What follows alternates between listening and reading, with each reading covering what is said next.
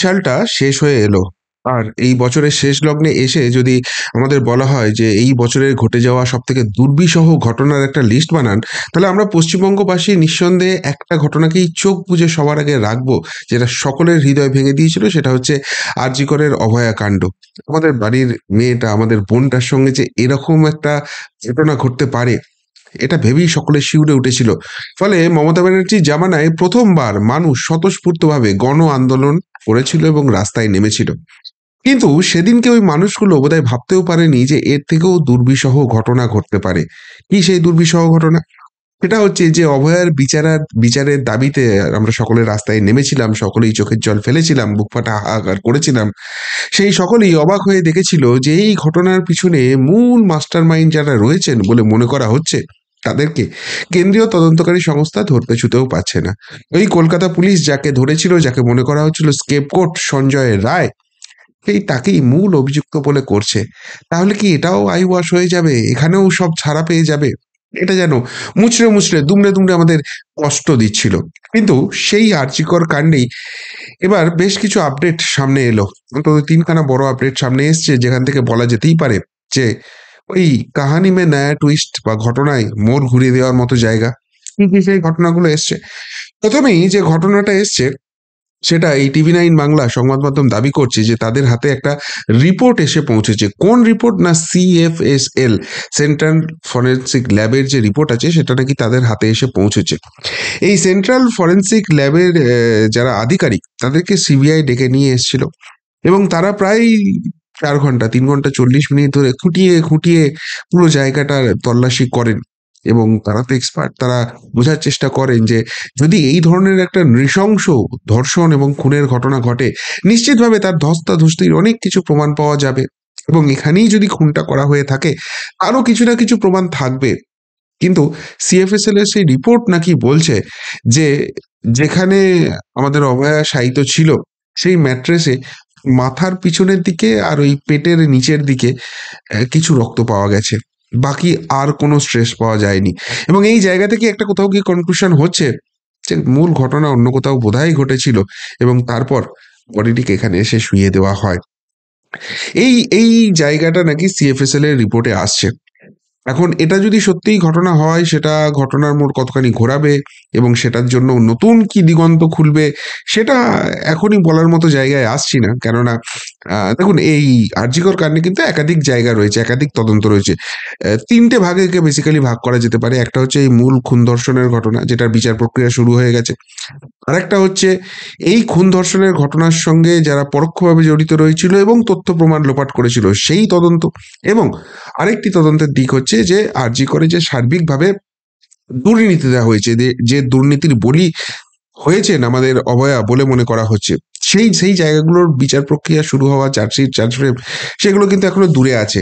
তো এই ঘটনায় সিএফএসএল এর রিপোর্ট কি সেইখানে কোনো ইম্প্যাক্ট করবে? এইটা নিয়ে তো একটা প্রশ্নচিহ্ন থেকেই যাচ্ছে। তবে এটা কিন্তু একটা মারাত্মক তথ্য যে এইটা বোধহয় ক্রাইম সিন নয়। এটা যদি ক্রাইম সিন না হয়, তাহলে কি চেঞ্জেস হবে? দেখুন, প্রথম থেকে পুলিশ এটাকেই সিন অফ অকারেন্স বলে যাচ্ছে এবং সেইটা এস্টাবলিশ করার জন্য বহু বড় বড় হেভিওয়েট, নামি দামি সব নাম এখানে কিন্তু জড়িত রয়েছে। ফলে তারাও কি আগামী দিনে তথ্য প্রমাণ লোপাট এবং এই তদন্তকে ভুল পথে চালিত করা, এই যে তদন্তটা চলছে সেখানে দোষী সাব্যস্ত হবেন এবং সেখানে অভিযুক্ত হয়ে তারাও তদন্তের আওতায় আসবেন? সেই জায়গাটা কিন্তু খুব ইম্পর্টেন্ট হচ্ছে। কিন্তু এর মাঝখানেই আপনারা জানেন যে অভয়ার তদন্ত যেভাবে এগোচ্ছে, আমরা যেরকম নাখুশ, সব থেকে বড় পতিতা তো হয়ে গেছে তার বাবা মায়ের, তারাও কিন্তু নাখুশ। ফলে তাদের আইনজীবী বদলেছে এবং তারা নতুন করে একটা মামলা করেছেন যে এই যে তদন্ত প্রক্রিয়া হচ্ছে এটা সঠিক নয়, সিবিআই এর উপর আস্থা রাখা যাচ্ছে না। এবং আপনারা জানেন যে বিরোধী দলনেতা শুভেন্দু অধিকারী, তিনি কিন্তু পরিষ্কারভাবে বলেছেন যে তিনি আইনি সাহায্য করছেন, যতখানি পারছেন পাশে থাকার চেষ্টা করছেন। সুপ্রিম কোর্টেও আইনজীবী বদল হয়েছে এবং এই মামলাটা কলকাতা হাইকোর্টে হয়েছে। আগামীকাল সেই মামলার শুনানি আছে এবং সেখানে কিন্তু একাধিক গুরুত্বপূর্ণ বিষয় আসতে চলেছে, যার মধ্যে সবথেকে গুরুত্বপূর্ণ হতে চলেছে উভয়ের বাবা মা যে 1.5 ডজন কোশ্চেন তুলেছেন, যে 18টা প্রশ্ন তারা করছেন। সেই 1.5 ডজন প্রশ্ন, সেই প্রশ্নগুলোর প্রথমেই হচ্ছে, ঘটনার পরে নির্যাতিতার বাবা মাকে প্রথম ফোন করেছিলেন অ্যাসিস্ট্যান্ট সুপারিনটেন্ডেন্ট। তদন্তে তাকে জিজ্ঞাসাবাদই করেনি সিবিআই, কেন? 2, তদন্ত করে দেখা উচিত গত 9ই আগস্ট সকাল 10টা 45 মিনিটে অ্যাসিস্ট্যান্ট সুপারিনটেন্ডেন্ট কার নির্দেশে ফোন করেছিলেন। Valid question. 3, ওই সময় তার পাশে কে ছিলেন?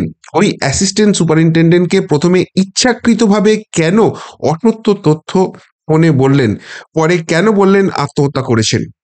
4, এবার ময়না তদন্ত যেটা পোস্টমর্টেম হয়েছে সেটার ব্যাপারে প্রশ্ন আসছে। ময়না তদন্তের জন্য গঠিত চিকিৎসক দলে কেন আরজিকর মেডিকেল কলেজ এবং হাসপাতালের ফরেন্সিক মেডিসিন বিভাগের প্রধানকেই রাখা হলো না? রাজ্যের মধ্যে ফরেন্সিক বিভাগের তিনি অন্যতম প্রবীণ অধ্যাপক হওয়া সত্ত্বেও কেন তাকে রাখা হলো না? কারা করলেন এই কাজটা? 5, কেন নীলরতন সরকার মেডিকেল কলেজের ফরেন্সিক বিভাগ সহকারী অধ্যাপক মল্লী বন্দ্যোপাধ্যায়কে ময়না তদন্তের জন্য ডাকা হলো? অনেকের ফরেন্সিক বিশেষজ্ঞের মধ্যে মল্লী সম্প্রতি সহকারী অধ্যাপক হয়েছেন, তার থেকে অনেক বেশি অভিজ্ঞদের কেন ডাকা হলো না? এরকম একজন কম এক্সপিরিয়েন্সকে ডাকা হলো, কি করলো, কি রহস্য রয়েছে সেটা তারা জানতে চান। এই প্রশ্ন কালকে উঠবে। 6 নম্বর, আরজিকর মেডিকেল কলেজের তৎকালীন অধ্যক্ষ সন্দীপ ঘোষ কেন থানায় এফআইআর দায়ের করলেন না, তা খুঁটিয়ে দেখা দরকার। 7, কেন ঘটনাস্থলে গিয়েছিলেন রাজ্য মেডিকেল কাউন্সিলের সদস্য অভিক দে এবং বিরূপাক্ষ বিশ্বাস? 8, ডিউটি রোস্টার অনুযায়ী 8ই আগস্ট রাত থেকে 9ই আগস্ট পর্যন্ত কোন কোন চিকিৎসক ছিলেন? 9, 8ই আগস্ট রাত 11টার পর থেকে সিসিটিভি ফুটেজে কেন সিবিআই কে দেওয়া হলো না? 10, হাসপাতালে পৌঁছানোর পরে কেন নির্যাতিতার বাবা মাকে মেয়ের মৃতদেহ দেখতে দেওয়া হয়নি? কেন সন্দীপ ঘোষ তাদের সঙ্গে দেখা করতে চাননি? 11, নির্যাতিতার মৃতদেহ কেন পরিবারের হাতে তুলে দেওয়া হয়নি? কেন স্থানীয় বিধায়ক এবং কাউন্সিলরের নজরদারিতে তড়িঘড়ি মৃতদেহ সৎকার করা হলো? 12, কেন নির্যাতিতার বাবা দ্বিতীয়বার ময়না তদন্ত করতে চাইলেও সেটাকে উপেক্ষা করা হয়েছে? 13, ঘটনাস্থলে বিছানার চাদর, নির্যাতিতার জুতো, খোলা অবস্থায় ল্যাপটপ, জলের বোতল একই অবস্থানে ছিল। দুজনের মধ্যে ধস্তাধস্তি হলে সেগুলির উপর তার প্রভাব কেন পড়ল না? এমনকি ঘটনাস্থলেও তার কোনো চিহ্ন পাওয়া যায়নি, এটা বিশ্বাস করা কঠিন। এমত অবস্থায় প্রমাণ লোপাট হয়েছে এমন আশঙ্কা অমূলক নয়। 14, টেস্ট বিভাগের পাশের অংশ কেন ভাঙার কাজ শুরু করা হয়েছিল? কার নির্দেশে তা হয়েছিল? 15, ওই রাতে সন্দীপ ঘোষের টাওয়ার লোকেশন দেখা উচিত, তিনি কোথায় ছিলেন, কোথায় কোথায় গিয়েছিলেন? 16, কোনো ব্যক্তিকে অচেতন অবস্থায় পড়ে থাকতে দেখলে চিকিৎসাবিদ্যা মেনে বাঁচানোর জন্য প্রয়োজনীয় চেষ্টা করা উচিত, এক্ষেত্রে কি সেখানে উপস্থিত কেউ এমন পদক্ষেপ করেছিলেন? 17, কেন দেহের এক্স রে করা হয়নি? এবং 18, কেন মায়ের সাক্ষ্য নয়?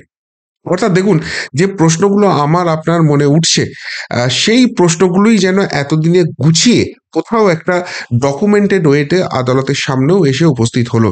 এই প্রশ্নগুলোর উত্তরই তো সত্যি প্রথম দিন থেকে আমাদেরও মনে হচ্ছে যে কেউ খুঁজছে না কেন, কেউ বলছে না কেন, কেউ এই দিকটাই কেন দিক নির্দেশ করছে না। এবার কলকাতা পুলিশ নিয়ে তো কারোরই আস্থা প্রথম থেকে ছিল না, তারাই যে তথ্য প্রমাণ লোপাট করছে বহু মানুষ সেই অভিযোগ করেছেন, বিরোধী দলের লোকজন অভিযোগ করেছেন, এমনকি খোদ অভয়ের বাবা মাও এই নিয়ে মুখ খুলেছেন।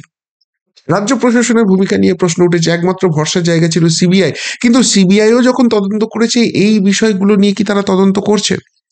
এখন সিবিআই করছে কি করছে না, হয়তো সিবিআই এগুলো অলরেডি করে ফেলেছে, কিন্তু সেটা আদালতের সামনে আসাটা দরকার আছে। কেননা সিবিআই এর এক ভূমিকা নিয়ে সব থেকে বড় প্রশ্ন উঠছে, সেটা সুপ্রিম কোর্টে যখন তারা স্ট্যাটাস রিপোর্ট দিচ্ছিলেন বারবার একটা কথাই বলছিলেন যে অভয়ের বাবা মার সঙ্গে তারা কিন্তু কোলাবোরেশনে আছেন, সমস্ত কিছু তাদেরকে ইনফর্ম করছেন এবং সেই অনুযায়ী তদন্ত তারা প্রোগ্রেসটা জানাচ্ছেন। কিন্তু বর্তমানে দেখা যাচ্ছে যে অভয়ের বাবা মা সম্পূর্ণ অন্ধকারে আছে, সিবিআই কেন এই কাজটা করছে, কেন তাদেরকে অন্ধকারে রাখছে? তাদের কাছ থেকে ইনফরমেশন লিক হয়ে যাবে সেই জন্য করছে, নাকি সিবিআই এর অভ্যন্তরে এইগুলো নিয়ে কোনো কিছু হচ্ছেই না সেই জন্য তাদেরকে অন্ধকারে রাখা হচ্ছে? আর সেই জায়গা থেকে এইগুলো এগুলো ধরে ধরে কালকে কিন্তু বিচার হবে এবং সেই জায়গায় আরেকটাও খুব গুরুত্বপূর্ণ জায়গা আসতে পারে, যেটা আগের দিনও উঠেছিল, খুব সম্ভবত কালকে সেটা সেটা নিয়ে রায়দান হতে পারে। সেটা হচ্ছে পিরিয়ডিক্যালি এবার কিন্তু কেস ডায়েরি বা স্ট্যাটাস রিপোর্ট সেটা আদালতের সামনে জমা দিতে হবে এবং সেটা অভয়ের বাবা মায়ের সঙ্গে শেয়ার করতে হবে, সত্যিই তদন্তে অগ্রগতি হচ্ছে কিনা, যে যে প্রশ্নগুলো, যে যে ধোঁয়াশাগুলো আছে সেগুলো ক্লিয়ার হচ্ছে কিনা। এতদিনে আদালতের থ্রু দিয়ে সিবিআই তদন্তকারী সংস্থা তাকে বোধহয় চেপে ধরার সঠিক পন্থাটা হলো। এবং সেখানে এই আইনি টিম বদলের পর নতুন করে এইটার জন্য লড়াইয়ে ঝাঁপিয়ে পড়ার পর অভয়ের বাবা মাই কিন্তু করলেন। ফলে আগামীকাল খুব ইন্টারেস্টিং হতে চলেছে আদালতের অবজারভেশন কি হতে চলেছে এই নিয়ে। কিন্তু তার মাঝখানে আরেকটাও খুব গুরুত্বপূর্ণ আপডেট এসেছে।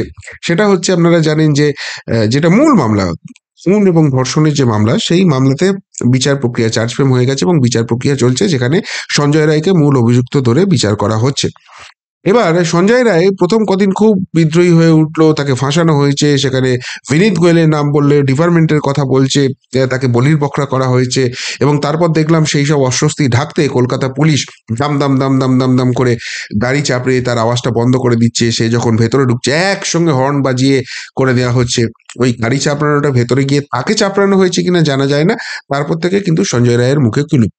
এবং এই বিচার প্রক্রিয়া যেহেতু ইন ক্যামেরা হচ্ছে, অর্থাৎ যারা যে অভিযুক্ত, যারা সাক্ষ্য সাক্ষ্য দিচ্ছে, তাদের আইনজীবী এর বাইরে সেখানে কেউ উপস্থিত থাকতে পারবে না, কোনো লাইভ স্ট্রিমিং হবে না, কেউ কিছু জানতে পারবে না। ফলে কি হচ্ছিল না হচ্ছিল জানা যাচ্ছে না। কিন্তু শুক্রবার দিন একটা খুব ইম্পর্টেন্ট মোড় হয়েছে। দেখুন, এই ঘটনায় 50 জন তাদের সাক্ষী হিসেবে সিবিআই হাজির করেছিল, তাদের সাক্ষ্য গ্রহণ কমপ্লিট হয়ে গেছে। এবার সঞ্জয় রায় যে মূল অভিযুক্ত, তার সাক্ষ্য গ্রহণের প্রক্রিয়াটা শুরু হয়েছে। শুক্রবার দুপুর থেকে এই প্রক্রিয়াটা শুরু হয়েছে। এবং সঞ্জয় এখানে ঢোকার আগে নাকি খুব নার্ভাস ছিল। এরপর সকাল 11টা থেকে এই শুনানি হয়, টানা দুপুর 2টো অব্দি শুনানি চলে। এবং তারপর 30 মিনিটের একটা লাঞ্চ ব্রেক নেন মাননীয় বিচারপতি। তারপর 2:30টার সময় এসে 5টা, মানে কোর্টের টাইমের পরেও তিনি এক্সটেন্সিভ হিয়ারিং করেন। এবং এই 6 ঘন্টায় মোট 100রও বেশি প্রশ্ন সঞ্জয়কে করা হয়। কি প্রশ্ন করা হয়েছে? বেসিক্যালি এই সঞ্জয়ের বিরুদ্ধে যারা সাক্ষী দিয়েছেন, যে যে অভিযোগগুলো উঠে এসছে, সেই অভিযোগগুলো খুঁটিয়ে খুঁটিয়ে কিন্তু মাননীয় বিচারপতি সেগুলো যাচাই করছেন। এবং এর পাশাপাশি সঞ্জয় যদি কোনো নতুন তথ্য দিতে চায়, যেমন ওই বিনীত গোয়েলের নাম বলছিল, যেমন বলছিল তার ডিপার্টমেন্ট তাকে ফাঁসিয়েছে, সে কোনো কিছুর সঙ্গে যুক্ত নয়, সেই সবও যদি কোনো নতুন তথ্য আসে সেটাও সে জানতে পারে, তবে সেটা একদম শেষের দিকে হবে। এবং এখানে সব থেকে গুরুত্বপূর্ণ, যদি এই ধরনের কোনো নতুন তথ্য আসে, তাহলে যদি মাননীয় বিচারপতির মনে হয় এটা তদন্ত করে দেখার দরকার আছে, সেটা আবার আলাদা করে তদন্ত করার নির্দেশ আসতে পারে। এবং সব থেকে যেটা গুরুত্বপূর্ণ, সেটা হচ্ছে যে সঞ্জয় যদি কোনো ব্যক্তির বিরুদ্ধে, যেমন বিনীত গোয়েলের নাম বলেছিল, এরকম কোনো ব্যক্তির বিরুদ্ধে যদি অভিযোগ করে, তাহলে মাননীয় বিচারপতি তাকে সমন করে ডেকে পাঠাতে পারেন এবং নিজেই জিজ্ঞাসাবাদ করতে পারেন যে এইটা নিয়ে কি ব্যাপার হয়েছে। তবে যেটুকুনি জানা যাচ্ছে যে সঞ্জয় কিন্তু নিজেকে যথারীতি নির্দোষ দাবি করেছে। এমনকি ওই যে তথ্য প্রমাণ হিসেবে হেডফোনটার কথা বলা হয়েছে, সেটাও যে তার নয়, এটাও সে দাবি করেছে। এই মামলার নেক্সট হিয়ারিং ডেট পড়েছে 2 জানুয়ারি। অর্থাৎ এই যে 6 ঘন্টা করা হয়েছে, তাতে সঞ্জয়ের প্রক্রিয়াটা মোটামুটি শেষ হয়ে গেছে। সঞ্জয়ের সঙ্গে ব্যক্তিগত যে কথাটা ছিল, বিচারপতি খুঁটিয়ে খুঁটিয়ে দেখে সেটা কমপ্লিট করে নিয়েছেন। 2 জানুয়ারি তাহলে কি হবে? 2 জানুয়ারি 3টে মূল ঘটনা ঘটবে। এক হচ্ছে সঞ্জয়ের যে আইনজীবী আছে, তার যা বক্তব্য আছে মক্কেলের হয়ে, সেটা তিনি আইনি ভাষায় রাখবেন। কেননা সঞ্জয় তো অবভিয়াসলি অত আইন ফাইন জানে না, সে তার মতো করে যা জিজ্ঞেস করা হয়েছে সেটা বলেছে বা তার কথা বলেছে।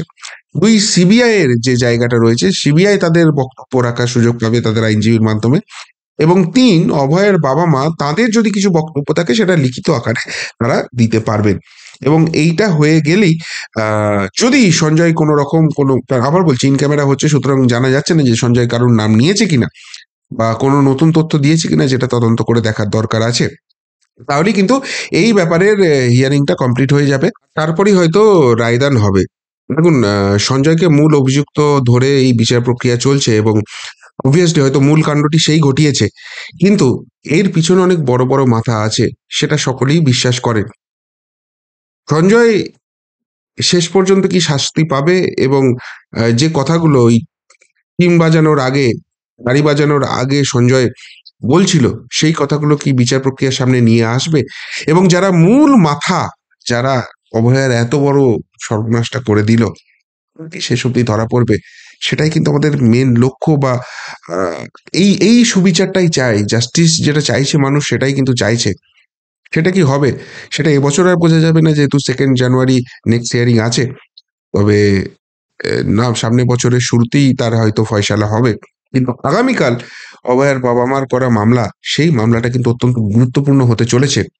এবং আমার আপনার মনের যে প্রশ্নগুলো, সেগুলোই অভয়ের বাবা মাও কিন্তু আদালতের সামনে রেখেছেন। সেই জায়গা থেকে সেই প্রশ্নগুলোর উত্তর কি পাওয়া যাবে? সিবিআই কি সত্যিই সেই দিকে যাচ্ছিল এবং তদন্তের খাতিরে সেগুলো সামনে নিয়ে আসছিল না? নাকি এটাও ওই সারদা নারদার মতো সেটিং হয়ে গেছে? সেই উত্তরটা হয়তো আগামীকাল পাওয়া যাবে। ফলে সব মিলিয়ে আরজিকর কাণ্ড কিন্তু একটা নয়া মোড়ের সামনেই আসছে বলা যেতে পারে। যার একটা পার্ট আগামীকাল হবে এবং আরেকটা পার্ট নতুন বছরের শুরুতেই ২রা জানুয়ারি হবে। কি বলবেন সামগ্রিকভাবে আরজিকর কাণ্ড নিয়ে? যদি কিছু বলার থাকে অবশ্যই কমেন্ট বক্সে কমেন্ট করে জানাবেন। এখনকার মতো এখানেই শেষ করলাম। ফেরত আসছি নতুন প্রতিবেদন নিয়ে খুব তাড়াতাড়ি। ভালো থাকবেন, সাথে থাকবেন, পাশে থাকবেন। নমস্কার।